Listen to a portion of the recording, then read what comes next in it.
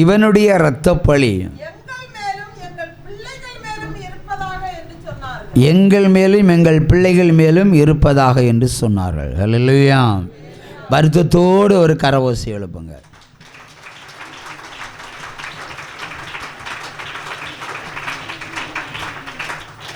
அதாவது வேலியில் இருந்த ஓனானை எடுத்து இவனோ பேண்ட் பாக்கெட்டுக்குள்ளே போட்டானோ. அவ என்ன செய்யும்? என்ன செய்யும்? அது கடிக்க முயற்சிக்கு பண்ணும் இல்லையா? இல்லைன்னா கொடையும். அப்படிதான் இப்போ இயேசு கிறிஸ்துவை நேற்றைய தினம் சிலுவையில் அறிந்தார்கள். அதை நம்ம தியானித்தோம். அதில் திரும்பி பார்க்க வேண்டிய வேதவசனம் 2. இயேசு கிறிஸ்துவை சிலுவை மரணத்தில் இருந்து தப்புவிப்பதற்கு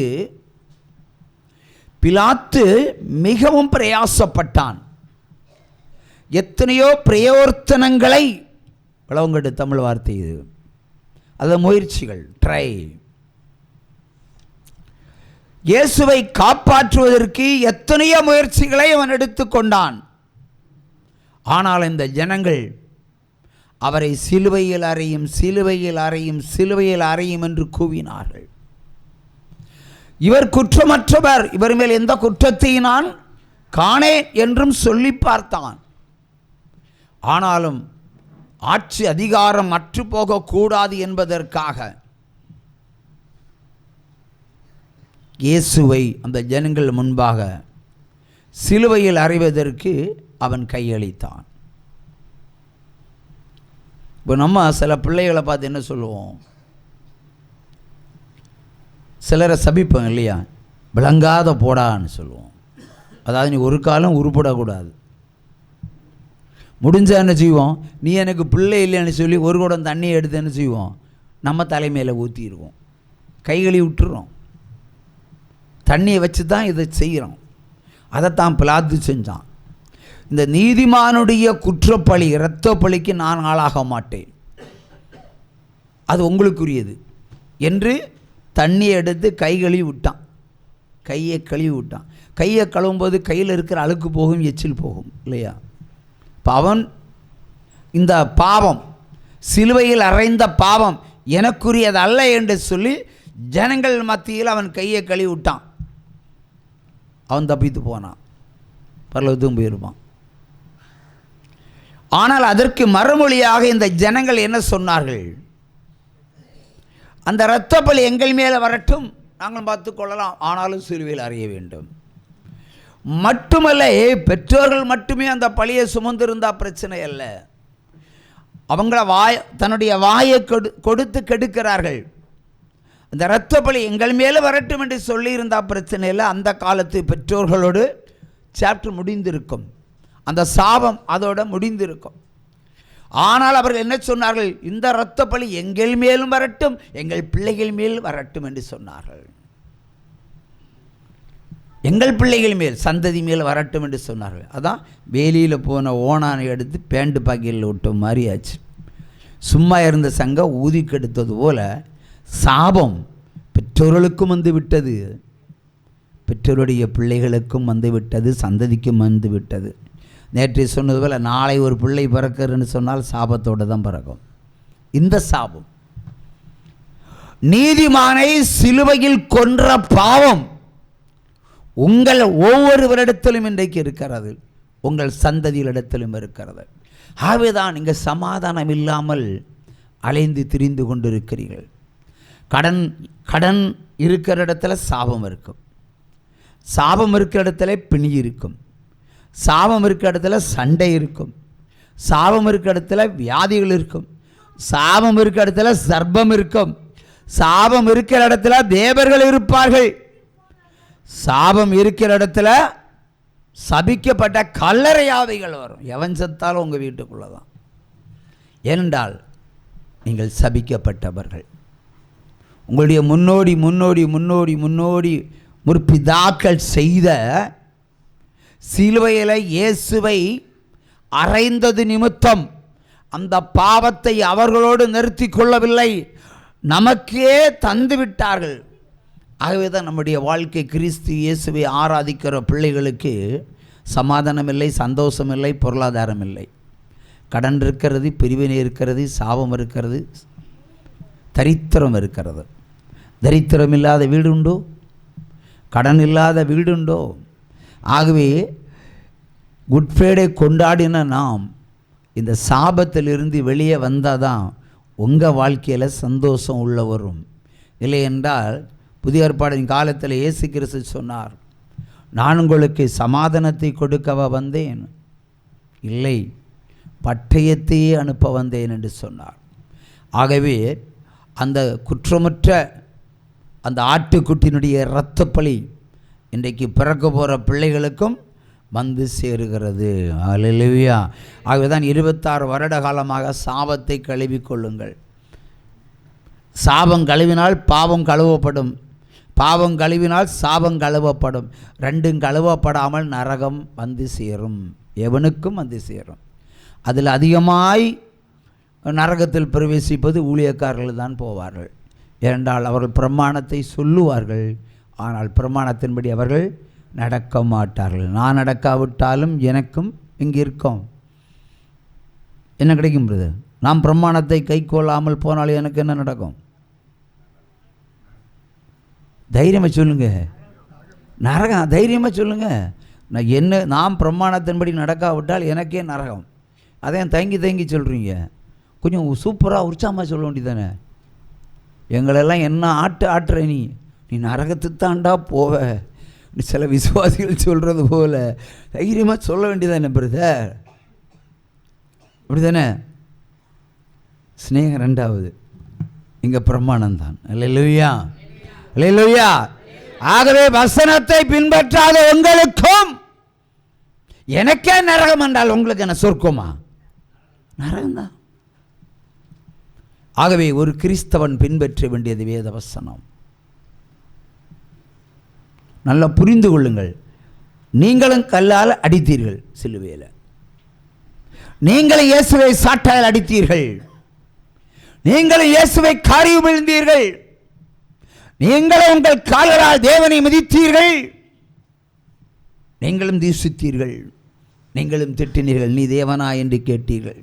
உங்கள் முன்னோர்கள் கேட்டார்கள், அந்த அர்த்தம் தானே நீங்கள்? அப்படி தானே? அப்படி தானே பிரதர்? குரங்குலேருந்து மனுஷன் வந்தானா, மனுஷன்லேருந்து குரங்கு வந்தானா? குரங்கு தான். ஏன் குரங்கு மங்கி ஆவாதோ? கடவுளோட படைப்பு குரங்கு. அப்போ மனுஷன் எப்படி வந்தான் பிரதர் சிஸ்டர்? கடவுளோட படைப்பு மனுஷன். அப்போ நிறைய பேர் சொல்கிறாங்க குரங்குலேருந்து மனுஷன் வந்தான், மனுஷன்லேருந்து குரங்கு வந்தான்னு. என்ன பிரதர்? யாரோ ஒரு ஆள் சொன்னாங்க, சூப்பராக சொன்னாங்க. சொல்லுங்கள். அது ஒரு குரங்கு. யார் சொன்னது? நீங்கள் தான் சொன்னீங்க. தென்காசியில் குரங்கு அதிகம் இருக்கோ? அது பாபநாசத்தில் தான் இருக்கும்ல. நான் கேட்குறேன், மனிதனும் ஒரு குரங்கு என்று நீங்கள் சொன்னீர்கள், அப்படி தானே சொன்னீங்க? சொன்னதை திரும்ப சொல்லுங்கள். சொன்னதை திரும்ப சொல்லுங்கள். குரங்கிலிருந்து மனிதன் வந்தானா, மனிதனிலிருந்து குரங்கு வந்தானா? உலக பிரகாரமாக கேள்வி கேட்குறேன். சொல்லுங்கள். இன்றைக்கி என்ன சொன்னீங்க சிஸ்டர்? குரங்கனுடைய படைப்பு குரங்கு தான், மனுஷன்தான். நீங்கள் ஆவியில் கொஞ்சம் தேர்ந்தவர்கள், கொஞ்சம் அடக்கி வாசிங்க. நான் கேட்குற கேள்வி, மனுஷன் குரங்குலேருந்து வந்தானா, குரங்குலேருந்து மனுஷன் வந்தானா?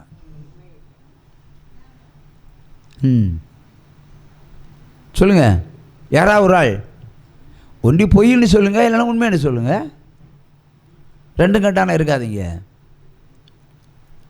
நான் இந்திரா குட்டி சொல்லுங்கள் பார்ப்போம்.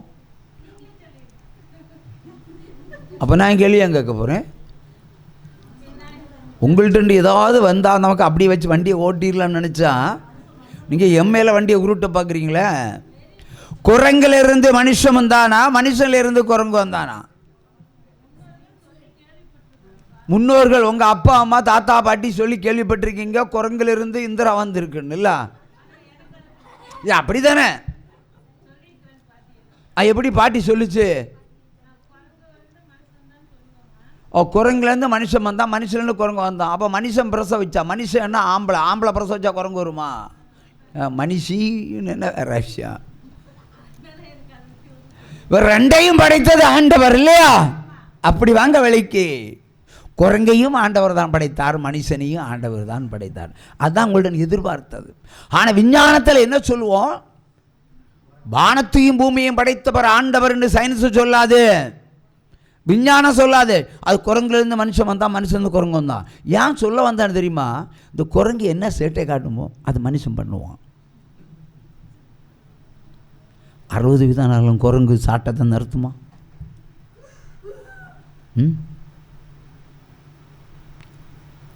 யாரும் திரும்பி பார்க்கக்கூடாது, இங்கேயே பாருங்கள். 60 வயதானாலும் குரங்கு ஜம்பிங்கை நடத்துமான்னு கேட்குறேன். நிற்காதில்ல? நிற்காதில்ல? நிற்குமா நிற்காதா? நிற்குமா நிற்காதா? நிற்காது. அத மனுஷனுக்கு கேரக்டர் அப்படி சொல்வார்கள். குரங்கை போல நீ இருக்கிறாய். குரங்குக்கு சட்டத்திட்டவனும் கிடையாது இல்லையா? ஒரு பூமாலையை கொடுத்து பாருங்க, அழகான பூமாலை எடுத்து அது பிச்சு தான் போடும். வேத வசனத்தை குரங்கு கேரக்டர் உள்ளவர்களுக்கு தரப்படாது. பட் என்ன நீங்கள் பீறி போடுவீங்க இல்லையா? அது இன்றைக்கு மனுஷனாக இருந்து கேளுங்க. தேவ வசனத்தை தூஷிக்காமல் அதனுடைய சத்தியத்தை மட்டும் ஆராய்ந்து பார்த்து அதன்படி நடக்க பாருங்க. ஹல்லேலூயா. ஒரு சம கையை தட்டலாம். ஹல்லேலூயா, ஹல்லேலூயா. வருத்தப்பட்டு பாரம் சுமப்பவரே,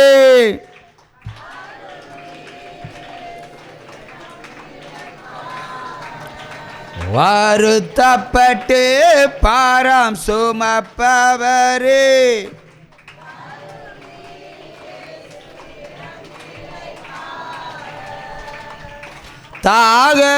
தாகமுள்ளோரே வாரும் என்று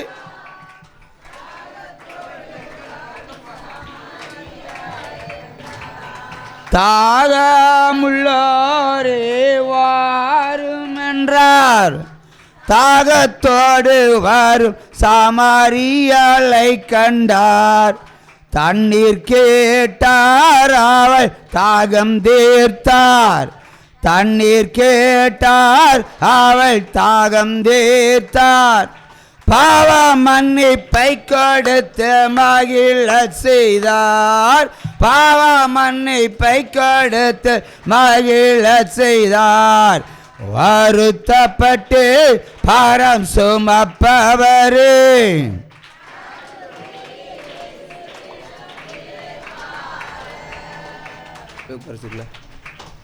சீட்டில் உட்காரு போ, சீட்டில் உட்காரு போ. ஹல்லேலூயா, ஹல்லேலூயா, ஹல்லேலூயா. இன்றைக்கு அவர் ஒரு பாவ மன்னிப்பை நமக்கு தரணும் இல்லையா? நீங்கள் இன்றைக்கு ஒரு பாவ மன்னிப்பை நீங்கள் பெற்றுக்கொள்ளணும். பாவ மன்னிப்பு வேணுமுள்ளவெல்லாம் கையை தூக்கி பாருங்கள். எத்தனை பொருத்தனைகள் காத்திருக்கிறது. உற்சாக கையை. பாவ மன்னிப்பெல்லாம் சும்மா கிடைக்காது.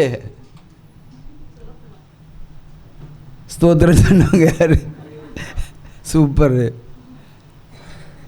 இலவசமாக பாவ மன்னிப்பு கிடைக்குன்னா எவ்வளவு சந்தோஷம், சரியா?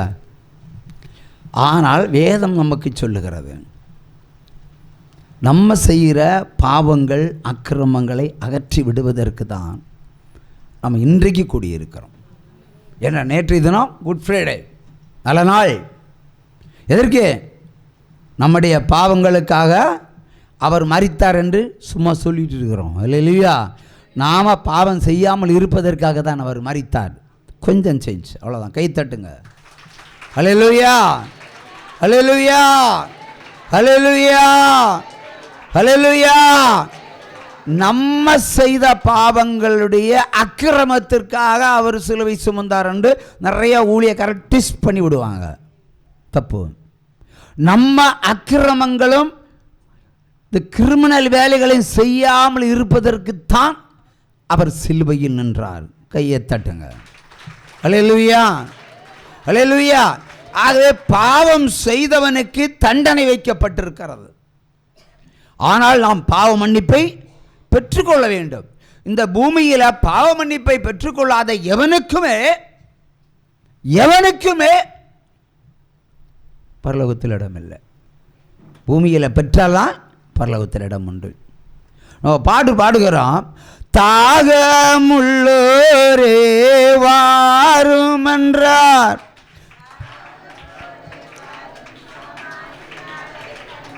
தண்ணீர் கேட்டார் அவள் தாகம் தீர்த்தார், தண்ணீர் கேட்டார் அவள் தாகம் தீர்த்தார், பாவ மன்னிப்பை கொடுத்து மகிழச் செய்தார், வருத்தப்பட்டு பாரம் சுமப்பவரே.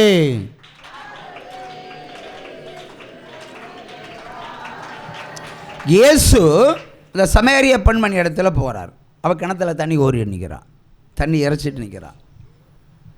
அவர் என்ன தாகமாய் போனார், தண்ணீர் கேட்டார். ஆனால் அவளுடைய தாகத்தை இவர் தீர்த்தார். ஆனால் தண்ணி குடிக்கலை. இவர் அவளுடைய தாகத்தை தீர்த்தார், ஜீவ தண்ணீரையே அவருக்கு கொடுத்தார். நீ கொடுக்கிற தண்ணி உலகத்தினுடைய தாகத்தை தீர்க்கும், நான் கொடுக்கிற தண்ணி ஜீவ தண்ணீரை தரும், அது பரலோகத்துக்கு கொண்டு சேர்க்கும். அல்லேலூயா. சொல்லிட்டு என்ன பண்ணார்? ஒரு விசாரணை நடத்தினார் தேவன். அல்லேலூயா. யோபு 10:5 வாசிப்போம். யோபு 10:5.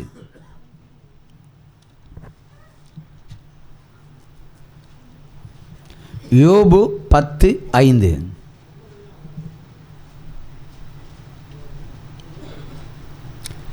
யோபு 10:5. நீர் என் அக்கிரமத்தை கிண்டி கிளப்பி என் பாவத்தை ஆராய்ந்து விசாரிப்பதற்கு